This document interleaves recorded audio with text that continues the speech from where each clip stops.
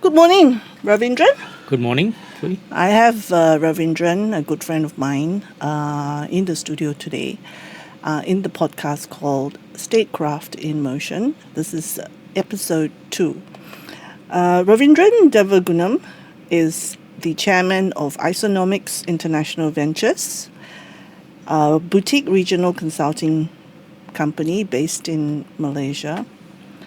However, Ravindran was also the CEO of International Strategic Cooperation Unit under the Prime Minister's Department. And he was also one of the directors of the Performance Management Delivery Unit, Pemandu, a few years ago.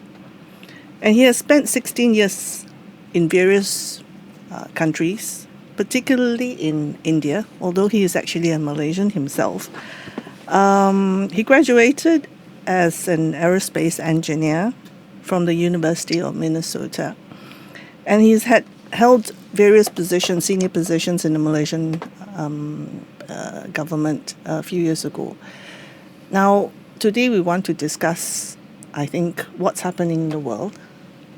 Just conversations about India, because you've been, living in India for some time. Before you came back to serve the country a few years ago. So you have some insights into America, you have had insights into life in India, the economy, the business, foreign policy. Perhaps you can just give a little bit about your background, and then we can dive into what's happening in India today. Thank you, Pui. Thank you for having me today. I guess my background starts with being an engineer in aerospace design.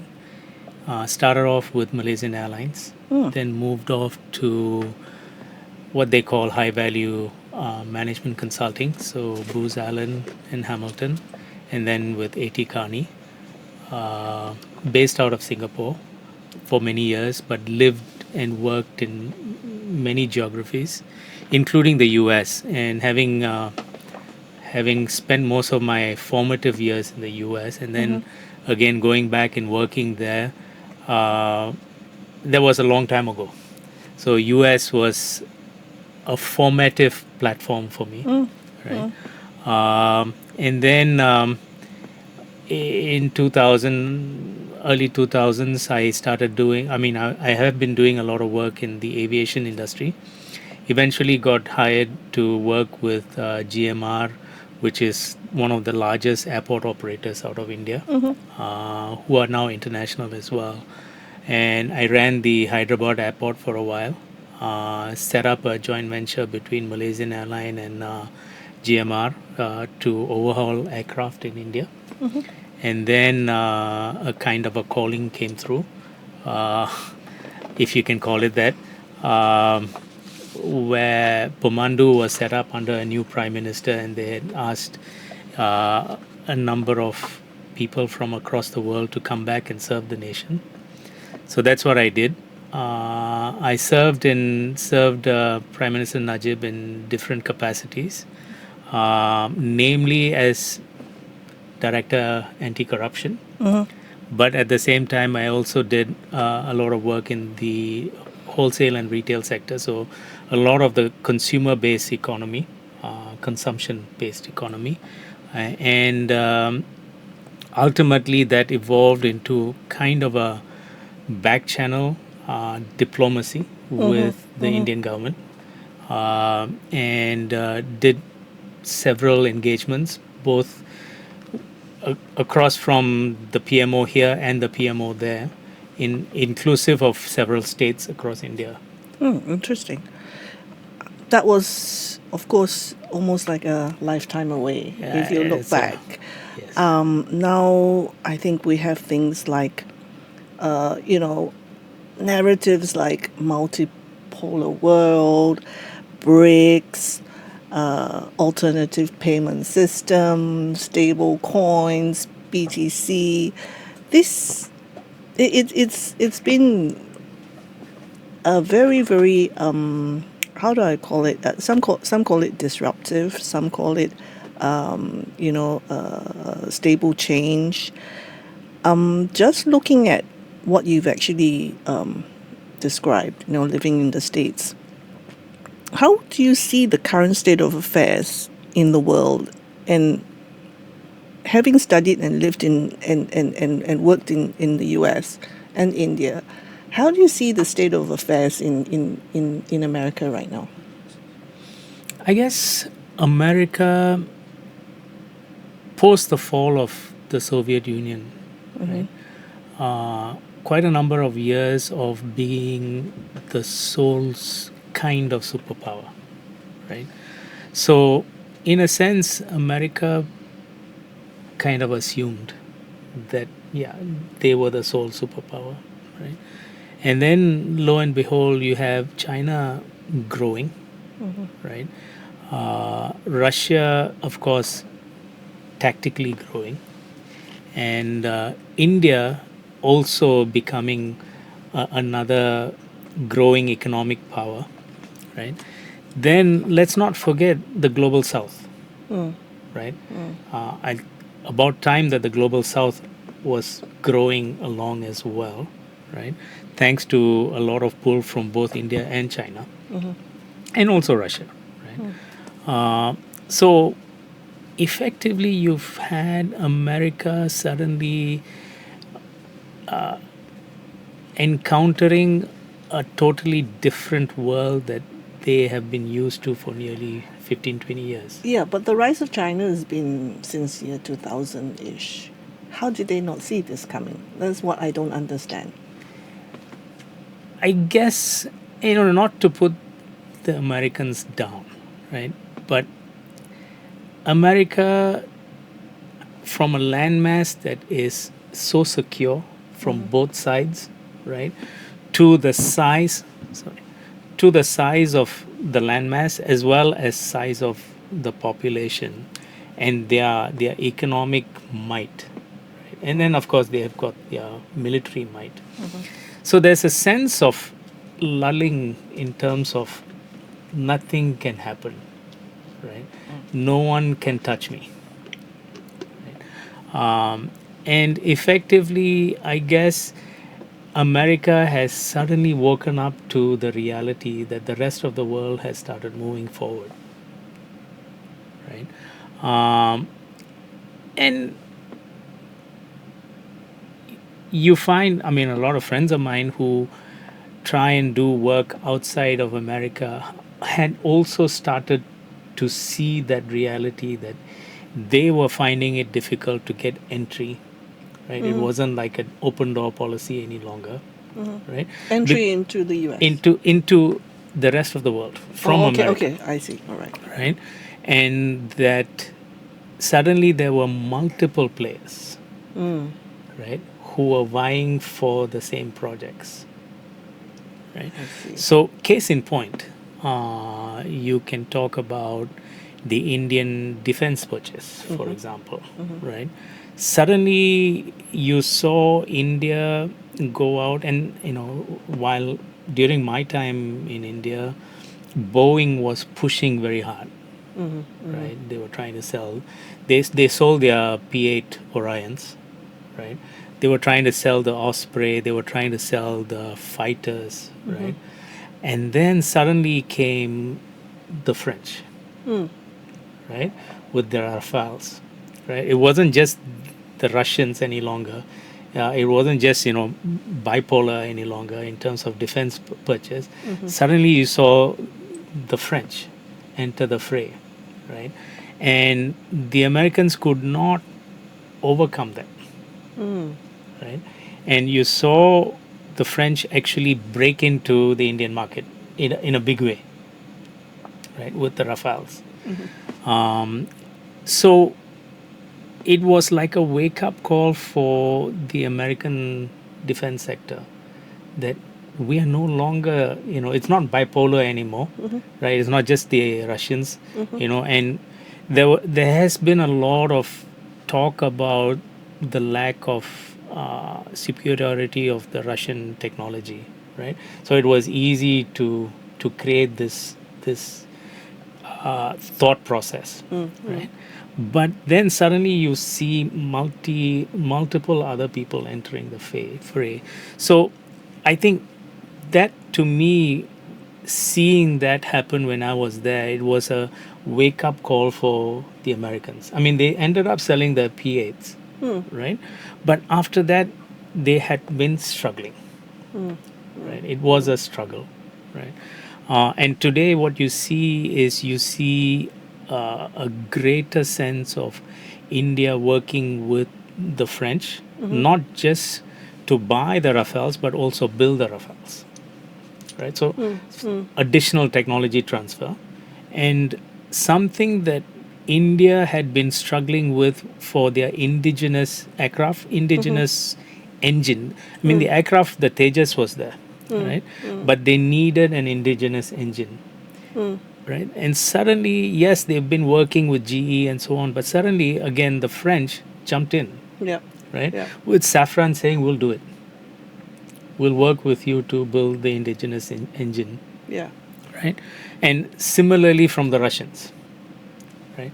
So there, lo and behold, you've got the GEs, trying to say that they were prime operator, and suddenly you see these multiple other entities coming in to say, we'll even set up shop, we'll even do technology transfer. Let's just work together, right? And I think that is a matter of India's 1.4 billion population, right?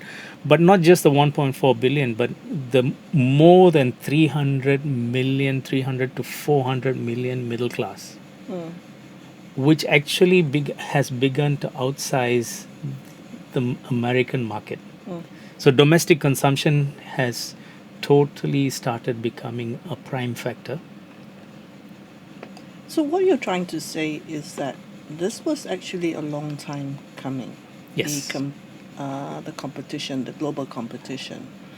In fact, it's ironic because America is probably one of the biggest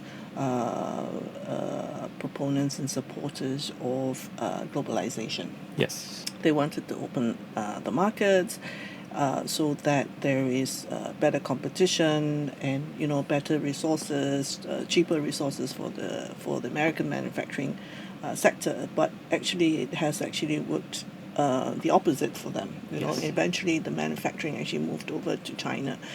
And I think what Trump is doing is that he's merely articulating.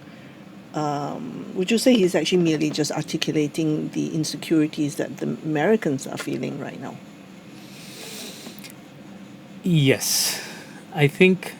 And that has translated into their foreign policy, their trade policy, their economic policy, and so on.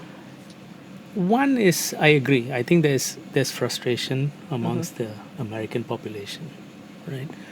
But if you look at, I mean, as you say, the Americans have been proponents of free market economy, Keynesian economy. Everything has come from Monetarism, there, right? Yeah.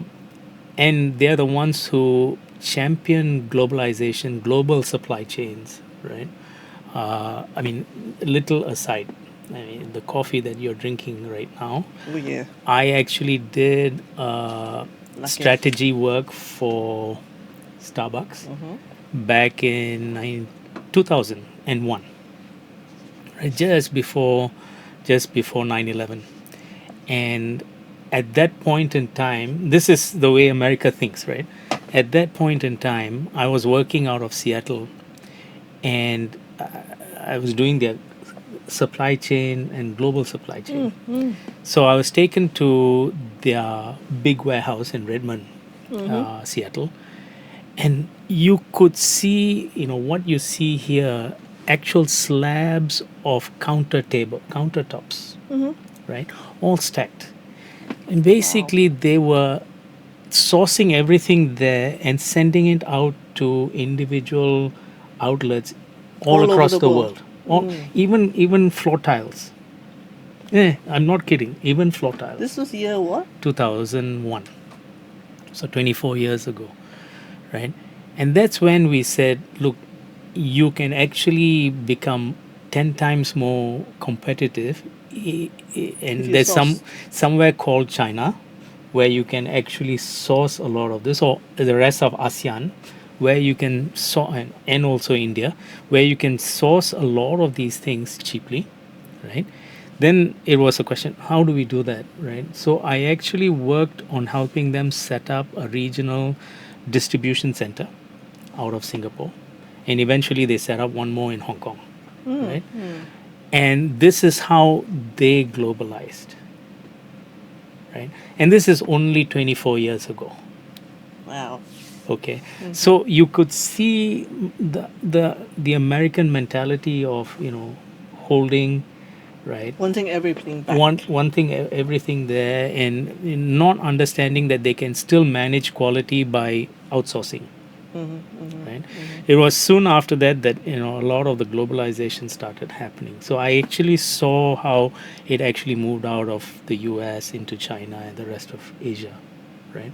But I guess the American psyche is to hold, Of right? course. To control. I think China is feeling the same way too right now. Yeah, once you grow up to a certain Certain level, you level. all get. India is also getting that way, right? Okay. They want to do everything themselves, right? So basically, once you get to a certain level of economic capability, then you kind of want to hoard as well.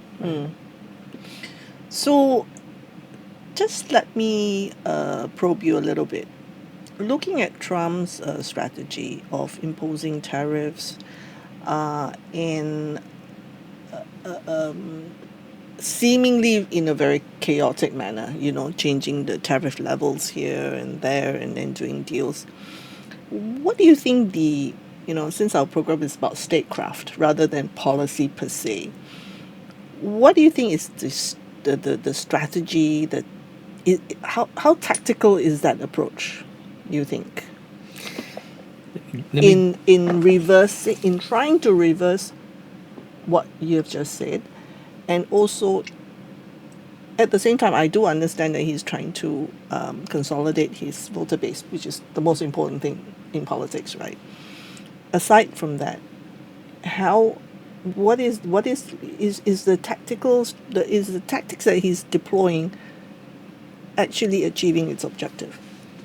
I guess I would take one step back, right, and go back to your term statecraft, right?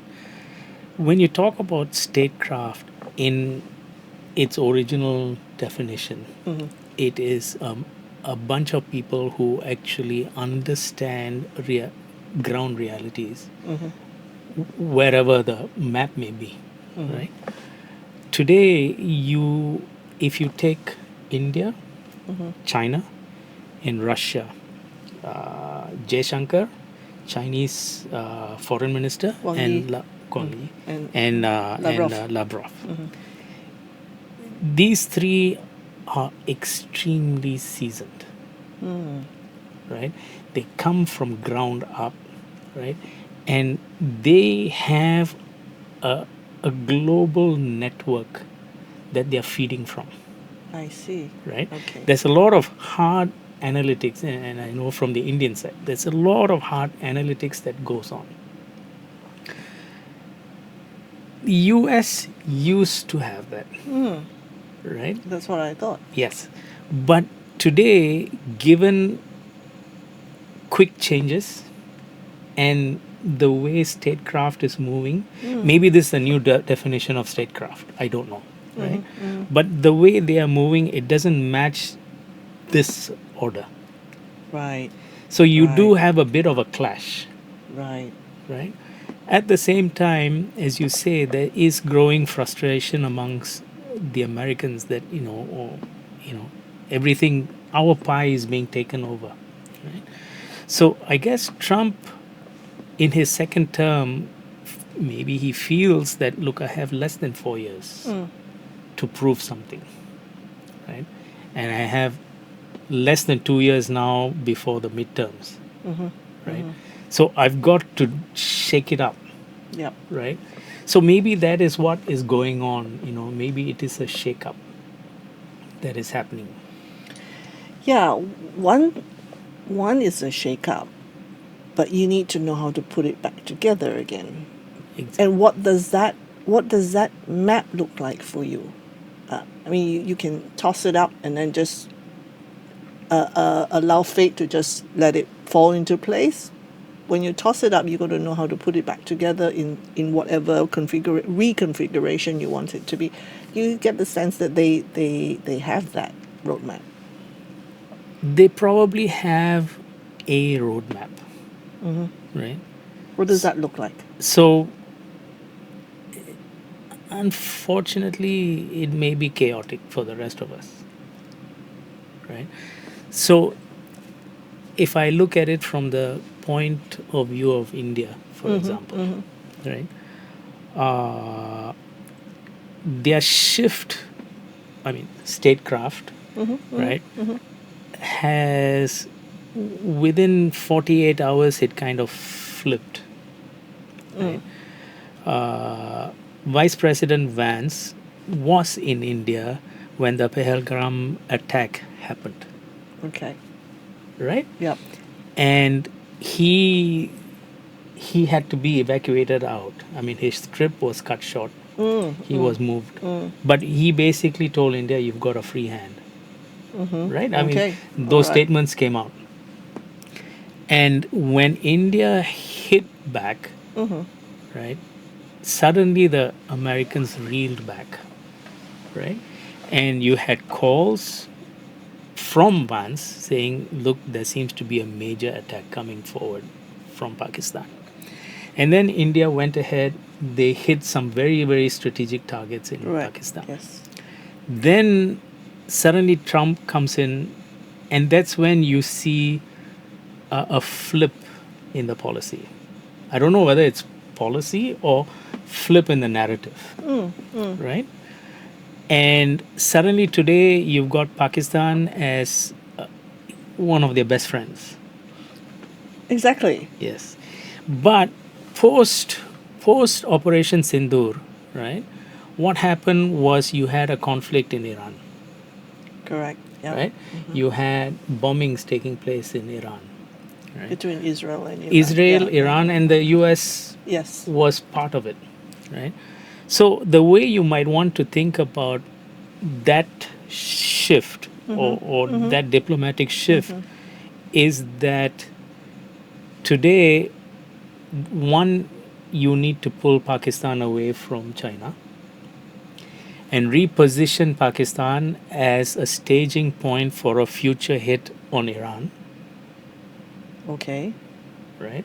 Whereas China has been good with Iran, Russia has been good with Iran, and so has India been very good with Iran, right? India had also developed the Chabahar port, Correct. Yeah. Iran, That's right. and creating the Indo-European route network, right? So multiple things was in play. Right. Suddenly today, post Operation Sindoor, you've got a total flip, right? And Pakistan is possibly being repositioned as a launch pad By the U.S. by the US. Launchpad. Yeah, that's what I'm trying to grapple with. Is launchpad for what? Against China, against India, against Russia. against Iran. So it's like you said, it's like a 48-hour thing. Yes. What is the statecraft behind this? Correct. So the question is, I am not sure if there's a long-term thinking to this. Again, I'm seeing a short-term, quick, let's do this before the midterms. Yeah, but what does it gain Trump? Maybe pulling a fast one on China, moving away their strategic partner away, right? Destabilizing the South Asian region, right? I mean, let's face it, Bangladesh has gone through Also had a coup earlier a in the coup, year. Yeah. right, which was supposedly backed by the US, right? So effectively, and that is not Trump, right? That's the previous administration. Yeah, that was Biden. That was last Yes. year. Yes, correct. So effectively, you've got a lot of, as the chess pieces move, you also have a lot of spoiler alerts coming, right? Right. And you can see that in other parts of the region as well. Oh, yeah, yeah. ASEAN as well, Correct. Yeah. right? Which is why even today you don't see ASEAN stepping out as a single voice, because too many players, too many major players are, right? So effectively, with the US, I don't necessarily see the long term diplomacy, statecraft. I think it is a quick hit, quick shift, and then we'll see kind of a, And then react. and then react. And you think that could be the approach that not only just Trump, but basically how America is going to approach the world. Probably. In terms of its foreign policy, in terms of its military defense doctrine. Yes, probably. Probably. I mean, what has all this created? Yes, it's created turmoil, right? But what? See, one is Pakistan. Two is attack India on a tariff, right? Egregious tariffs, right? But then again, India, you can't look at India on its own. You've got to see the fact that India has been also the champion for the global south. Yes, the original champion of Yes. global south is actually India. India. But India is also part of BRICS, Correct. right? And India has not to date not come out on the alternative currency, right? But you never know, Yeah. right? My understanding is that from the meeting in Brazil lately, and I think this was discussed at length, which I'll come to as well later on. But I think the sense is that it's not so much the currency, because that everybody has a currency. It is more about the system of payment that is independent of SWIFT, independent of the BIS. That for them is more important because they learned the lessons from Russia when Russia was sanctioned, and the hardest thing for them was not food supply chain, was not the manufacturing, was not the oil, not so much the access to markets, but how to pay for your goods. Yes.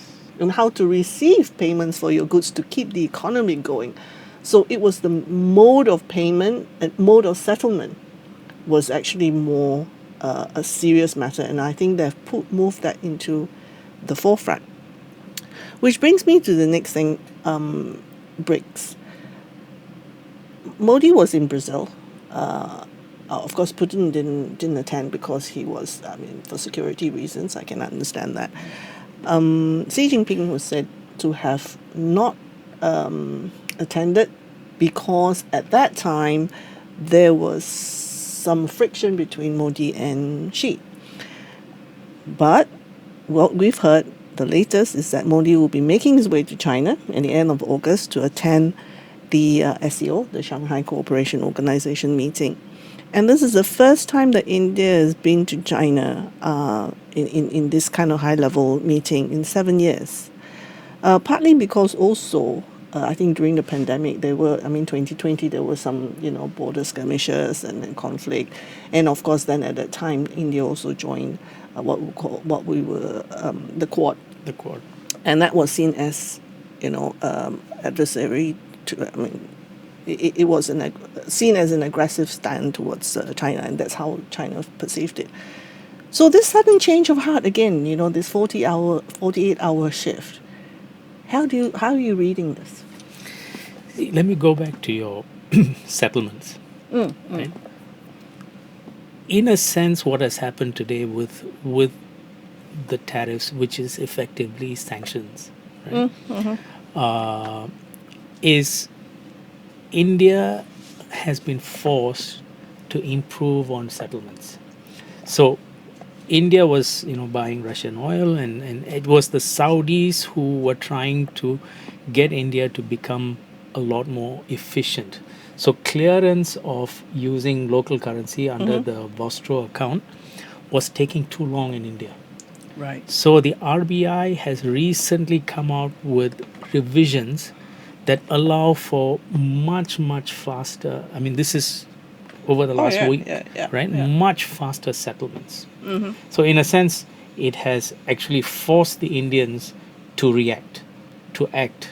Right? I think that's the same sense I get when I speak to the Russians. It's like actually sometimes the sanctions actually work for us. Exactly. And it's China, same thing as well. When you talk to them, policymakers, I mean, not the Yes. businessmen, they're saying, oh, actually, that forces us to look for, different markets, and that actually has helped us to buffer from the second Correct. Trump presidency. Correct. And the other thing that Modi announced during the Independence Day speech is that he, by Deepavali this year, he is going to announce a new GST regime, right? Oh, okay. So they're changing the tax structure, which means it is going to make the Indian economy even more flexible, right? Reducing the GST slabs will make the Indian economy more flexible. And this is an outcome of the tariffs. So basically, what will happen is their domestic consumption, they're going to be relying on domestic consumption, which is what got them out of the financial crisis in 2008.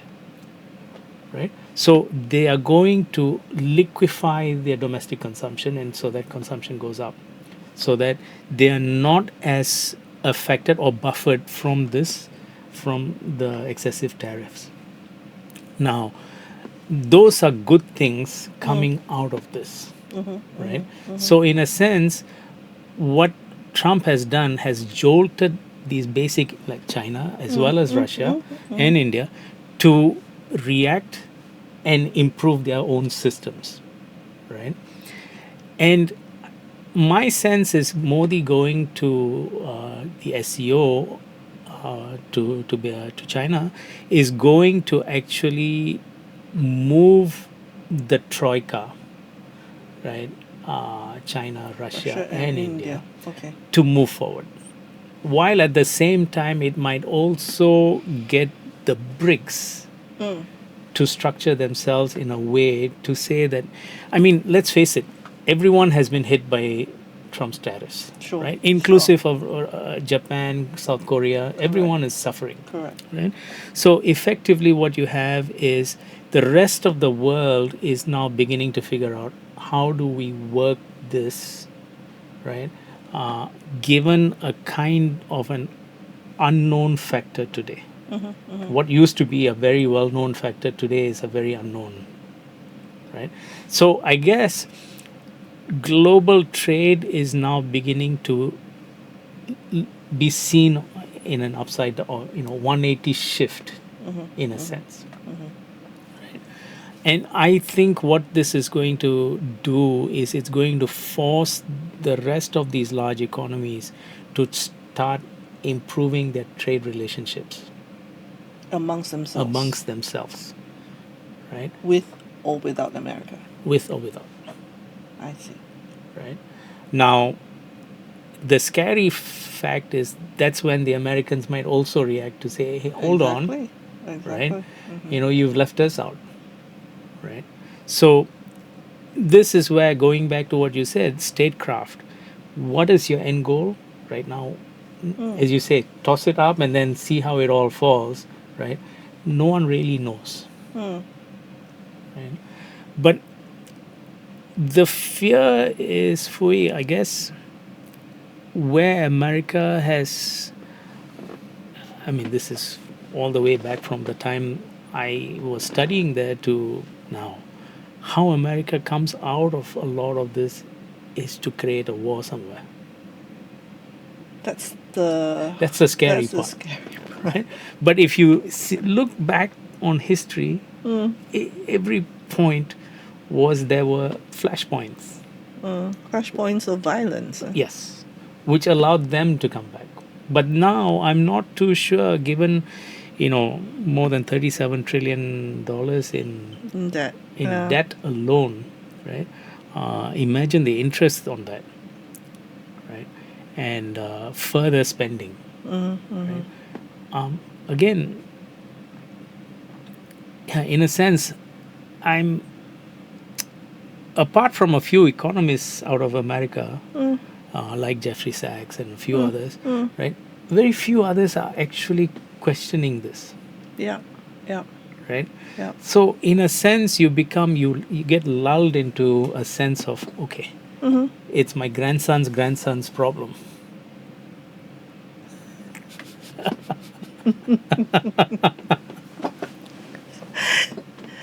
That's just kicking the can down the road. Yes, I mean, most economies today are, including ours. I mean, that's where we are going. That's right. We'll get there. We'll get there.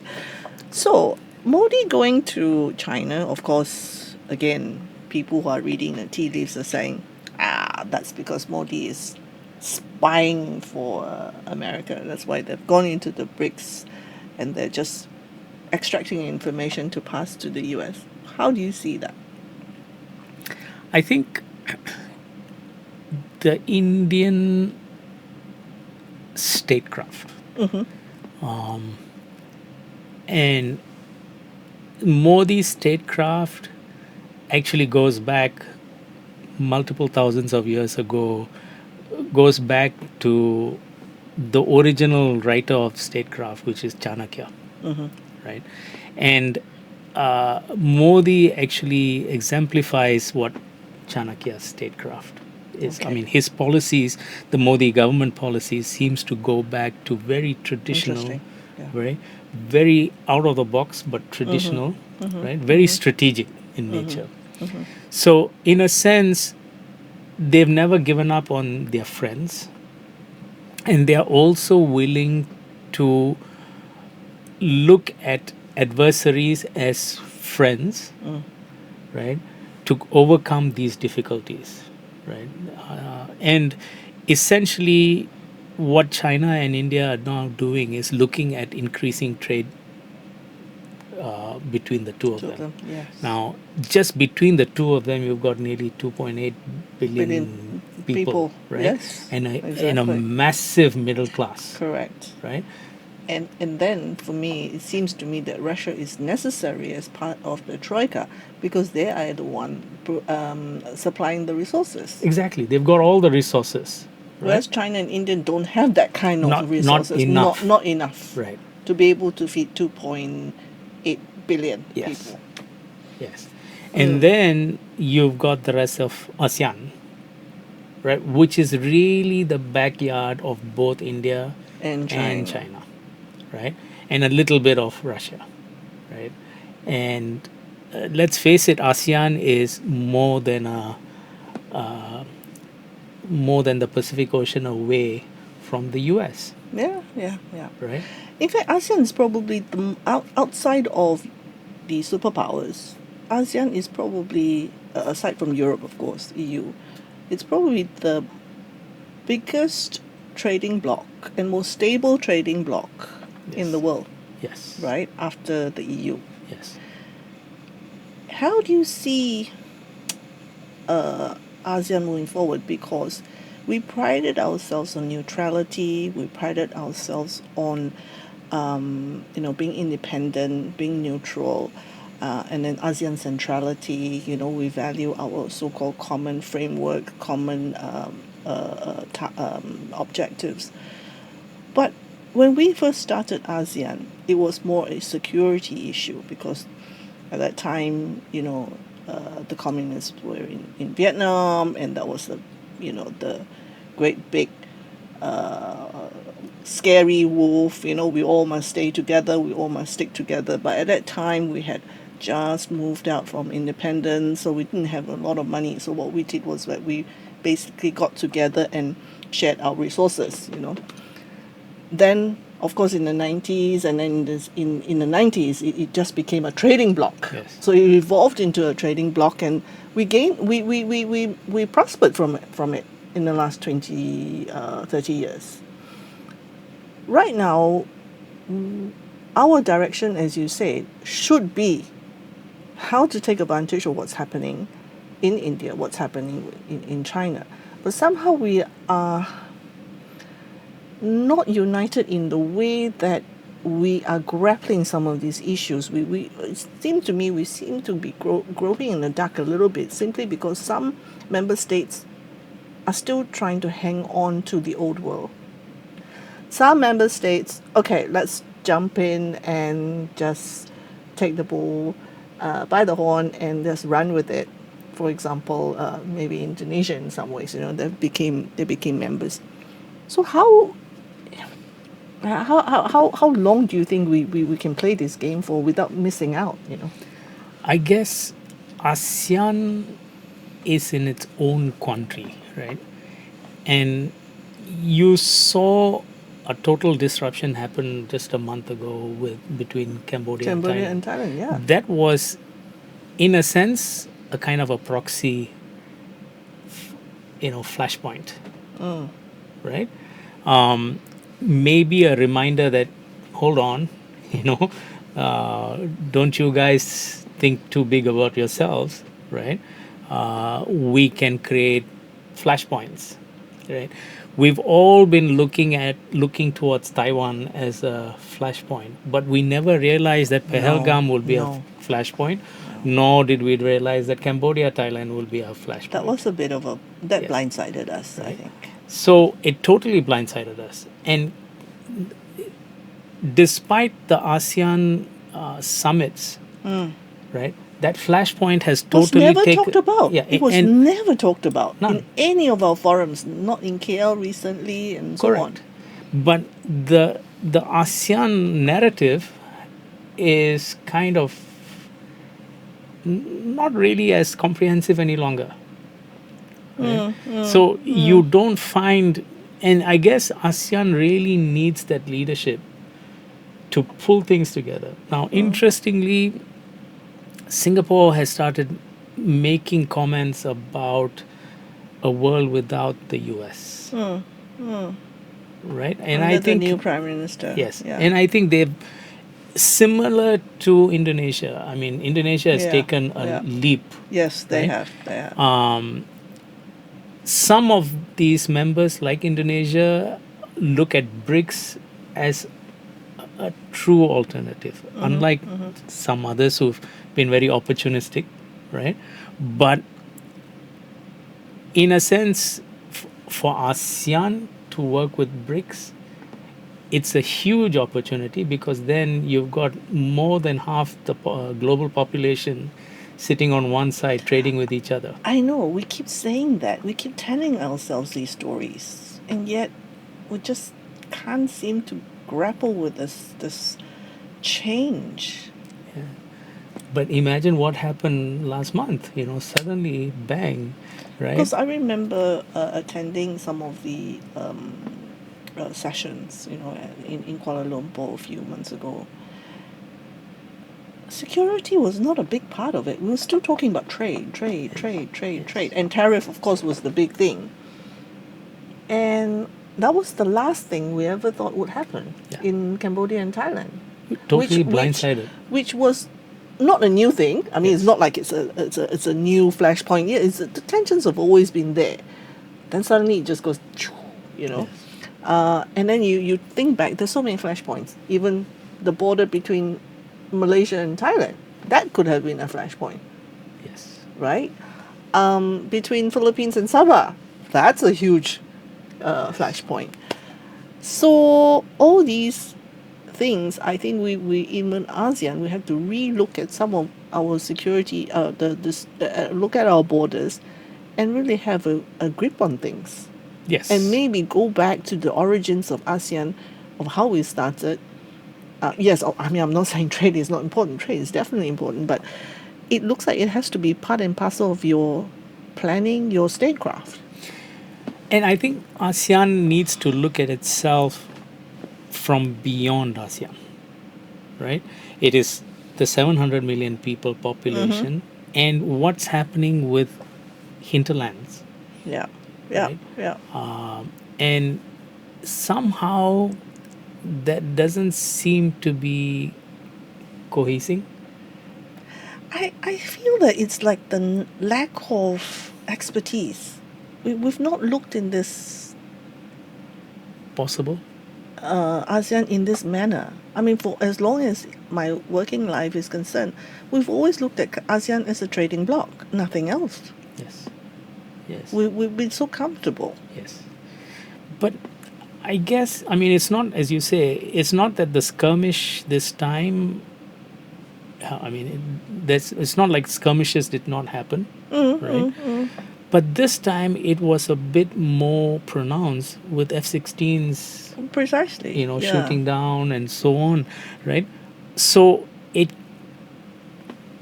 you've got to question the optics of it, who was behind it, right? And was that a message to ASEAN to say, hold on, Right. Right. It's not isolated, right? It's not isolated. It can't be It isolated. seems too much of a coincidence to think that it's an isolation. Correct. So, going back to your point of, you know, tossing it all up and seeing where it all falls, right? This is statecraft that has never been done before, right? Maybe not this generation of politicians. I don't I think guess. it's ever really, to be honest. So you're saying that in the last 60 years we've just been lucky, Possible. right? Possible. Okay, so you look at China. I think they have their own set of statecraft. You look at India, they have their own set of statecraft because they're big enough. Russia is big enough. The US is big enough. Maybe the EU, once they, I don't know, maybe once the EU has got their grips together insofar as Ukraine is concerned, maybe they'll get their statecraft in back together in a cohesive manner. But in any case, China, India, Russia, US, I can see that these are the four major players. And when I actually had the first episode interview, my guest was telling me that the way the world is going to fragment, I think this guy is from Russia, so they can see it very clearly. The fragmentation for them is very, very clear. That's coming from the Russian viewpoint. You know, over here there's still people who are refusing to accept the fragmentation, but for them it's very, very clear. And I said, what does that look like? And he says that it's almost like a Rubik's cube with the six-sided, the colors. And what will happen, that fragmentation would be an offering to the world, 6 different platforms. So I'm thinking, okay, yes, one of it is Russia, one of it is China, okay, fine. And 2 others. That's okay. But imagine small countries like us. Are we going to have 6 different education systems, 6 different regulatory systems, frameworks, Trading platforms. payment platforms? That's going to be, 1, confusing, 2, it's going to be very expensive. Yeah, I guess the 6 you should include South America as well as Africa. Africa, yeah, right? yeah. And I think the Middle next East, theater of problems is going to be Africa, right? mm. Because everyone is going to be fighting for resources out of there, right? And manpower, right? The issue here is, one, ASEAN, particularly now that you kind of see this troika coming together, possibly, right?